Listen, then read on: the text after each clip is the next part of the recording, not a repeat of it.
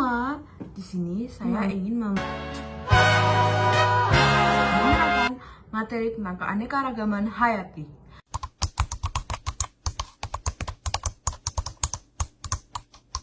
Sebelum itu, kalian tahu belum apa itu keanekaragaman hayati? Keanekaragaman hayati adalah keanekaragaman di bumi meliputi keanekaragaman gen, keanekaragaman spesies, dan juga ekosistem, serta interaksi antara ketiganya. Coba kita bahas satu persatu. Apa itu keanekaragaman gen, jenis atau spesies, serta ekosistem? Keanekaragaman gen adalah keanekaragaman pada makhluk hidup yang disebabkan oleh perbedaan genetik antar individu. Keanekaragaman spesies adalah keanekaragaman pada satu famili atau genus yang sama yang menempati suatu ekosistem, sehingga setiap makhluk hidupnya memiliki ciri-ciri yang berbeda. Contohnya itu ada seperti di genus kucing.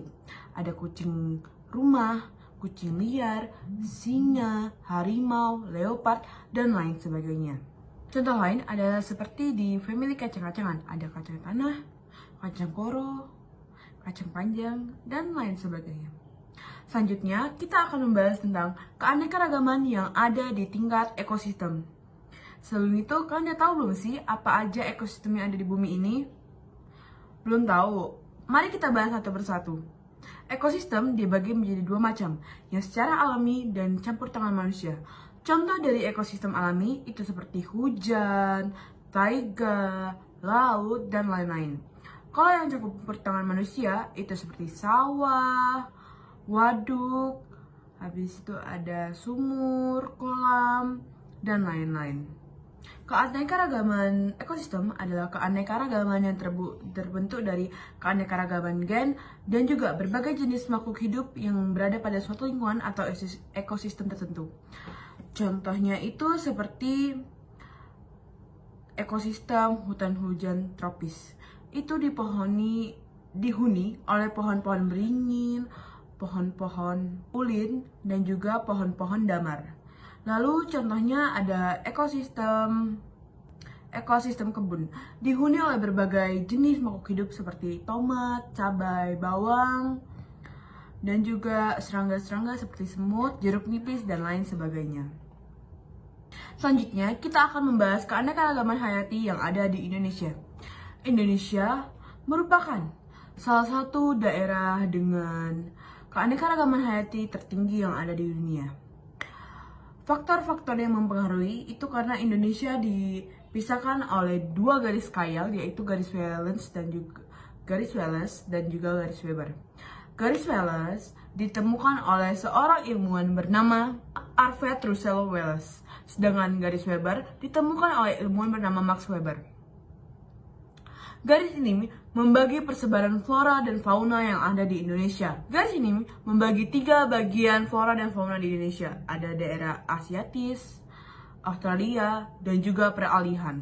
Kawasan Asiatis berada di bagian barat, sedangkan peralihan berada di bagian tengah, sedangkan wilayah Australis berada di daerah timur.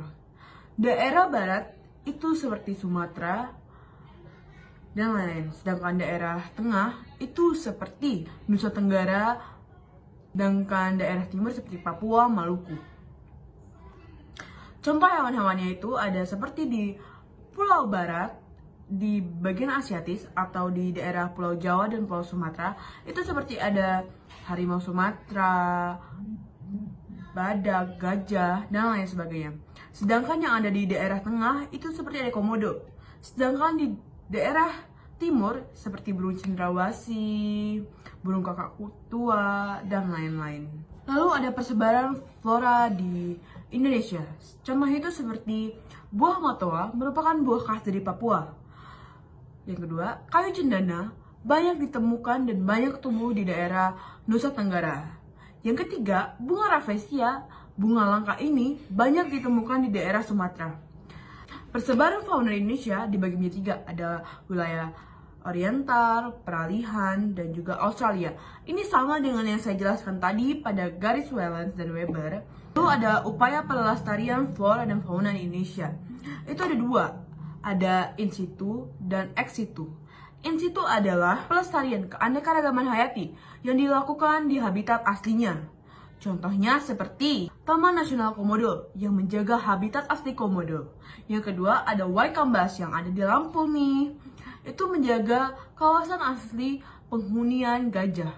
Selanjutnya kita akan membahas pelestarian ex situ.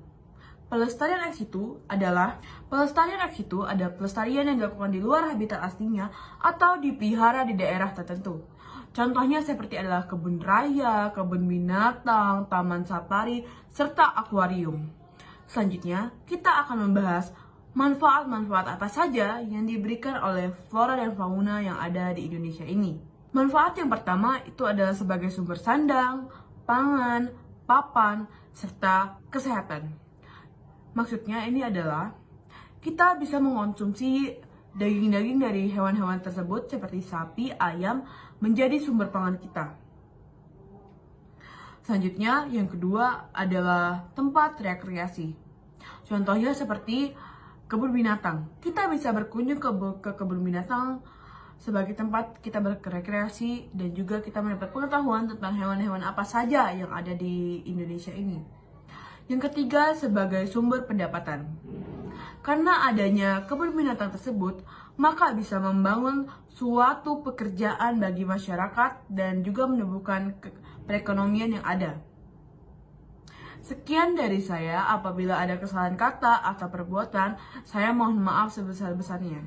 Wassalamualaikum warahmatullahi wabarakatuh. Bye-bye.